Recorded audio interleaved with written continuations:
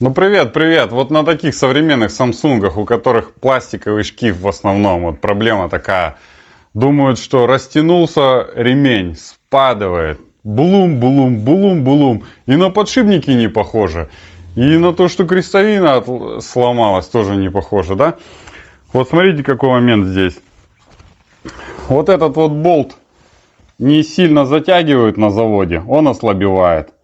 И все. Его нужно прям крепко так затянуть. То есть это можно вдвоем сделать с помощью. Ну, я обычно вот этим пальцем придерживаю. Вот так. Придерживаю и молоточком вот так вот затягиваю. Вот. Поэтому затягивайте шкив, и все будет нормально. Подписывайся.